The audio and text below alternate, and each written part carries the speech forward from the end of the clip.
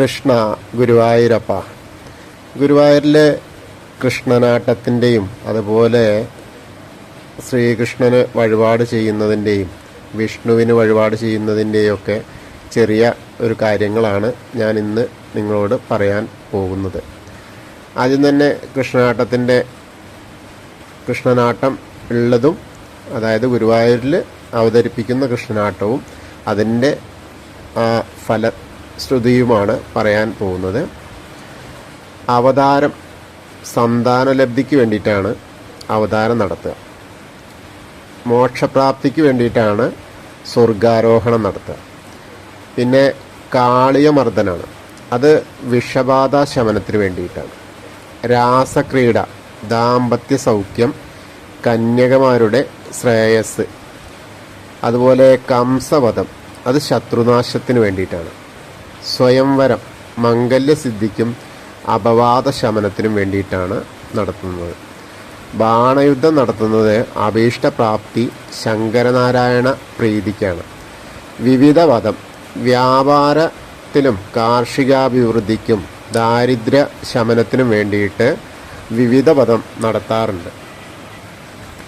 പിന്നെ ശ്രീകൃഷ്ണന് വെണ്ണ നിവേദിക്കുന്നത് വിദ്യാവിജയത്തിനും ഭാഗ്യസിദ്ധിക്കും വേണ്ടിയിട്ടാണ്. സന്താനലബ്ധിക്കായിട്ട് സന്താനഗോപാല അർച്ചനയാണ് നടത്തുക. അതേപോലെ വിദ്യാവിജയത്തിന് വേണ്ടിയിട്ട് കൃഷ്ണസന്നിധിയിൽ നടത്തേണ്ടത് വിദ്യഗോപാല മന്ത്രാർച്ചനയാണ്. പിന്നെ ശ്രീകൃഷ്ണന് ചെന്താമര സമർപ്പിച്ചാലുള്ള ഫലം എന്ന് പറഞ്ഞാൽ ധനലാഭം, കച്ചവടാഭിവൃദ്ധി, കാര്യസാധ്യമാണ്. ശ്രീകൃഷ്ണന് ചുറ്റുവിളക്ക് നടത്തുന്നതിൻ്റെ ഫലം പാപമോചനം കിട്ടും. മനഃശാന്തി, യശസ്, അതായത് കൂടുതൽ പ്രശസ്തി എന്നിവയ്ക്ക് വേണ്ടിയിട്ടാണ് ചുറ്റുവിളക്ക് നടത്തുന്നത്. ഐശ്വര്യലബ്ധിക്കായിട്ട് ശ്രീകൃഷ്ണന് പാൽപ്പായസം നടത്തുക.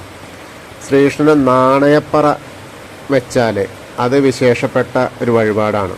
അത് കടബാധ്യത തീർന്ന് സാമ്പത്തിക ഭദ്രതയോടുകൂടി ജീവിതം നയിക്കാൻ സാധിക്കുമെന്നാണ് പറഞ്ഞിട്ടുള്ളത്. അതുപോലെ മഞ്ഞപ്പട്ട്, അത് ധനസമൃദ്ധിക്കാണ്. കദളിപ്പഴം വെച്ചാൽ കാര്യസാധിക്കാണ്. തുളസിമാല ചാർത്തിയാൽ പാപശാന്തിക്കാണ്.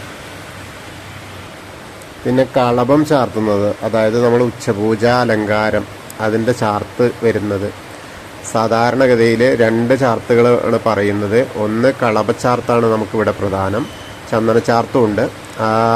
കളഭച്ചാർത്ത് എന്ന് പറഞ്ഞാൽ സമ്പൽ സമൃദ്ധിക്കാണ്, ഉദ്ദിഷ്ട കാര്യം നേടിക്കിട്ടാൻ വേണ്ടിയിട്ടാണ് നമ്മൾ കളഭം ചാർത്തുന്നത്. അതുപോലെ തുളസിമാല പറഞ്ഞത് പാപശാന്തിക്കൊക്കെയാണ്.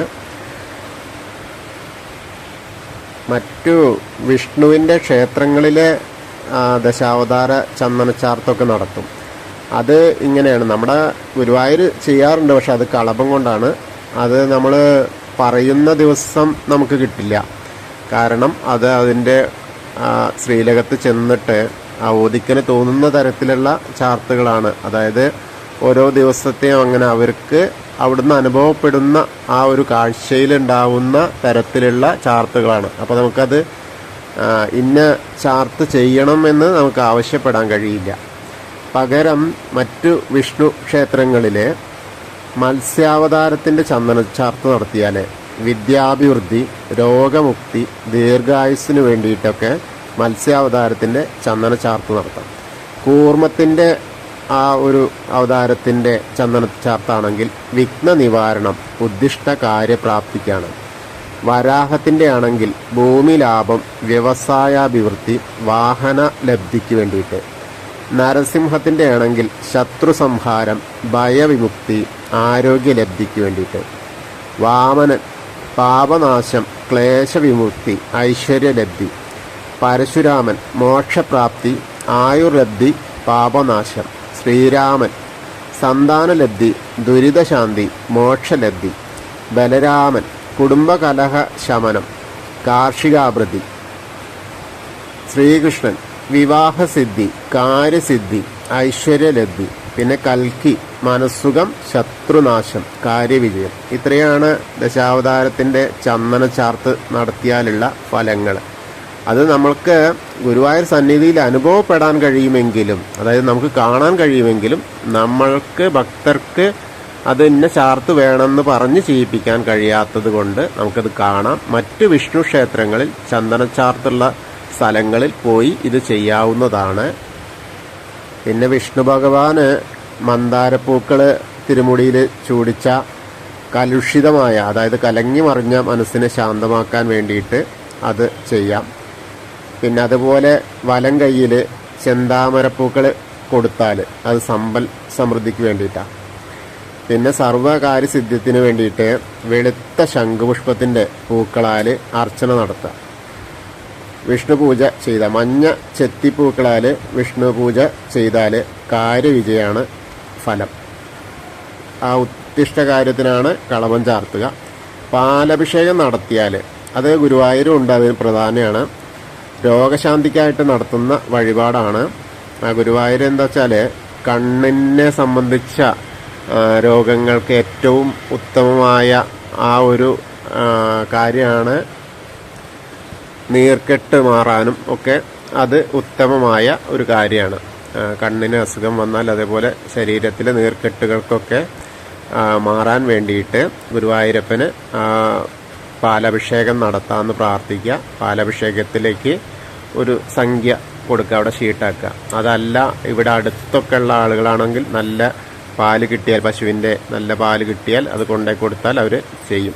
ഒരു സമയത്ത് മാത്രമേ ഗുരുവായൂരപ്പന് പാലഭിഷേകത്തിൻ്റെ ആ ഒരു അഭിഷേകമുള്ളൂ. അതായത് പന്തീരടി പൂജയ്ക്ക് മുൻപ് ആണ് അതുള്ളത്. അതുപോലെ വിഷ്ണു ഭഗവാനാണെങ്കിലും ഗുരുവായൂരപ്പനാണെങ്കിലും പാൽപ്പായസം നടത്തിയാൽ ദുഃഖ നിവാരണത്തിന് വേണ്ടിയിട്ടാണ്. അതുപോലെ ത്രിമധുരം വഴിപാട് നടത്തിയാൽ കാര്യവിജയമാണ്.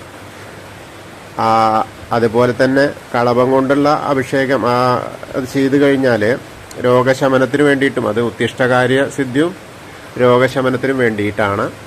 അപ്പോൾ ഈ വക കാര്യങ്ങളൊക്കെയാണ് നമുക്കിന്ന് പറയാനുള്ളത്.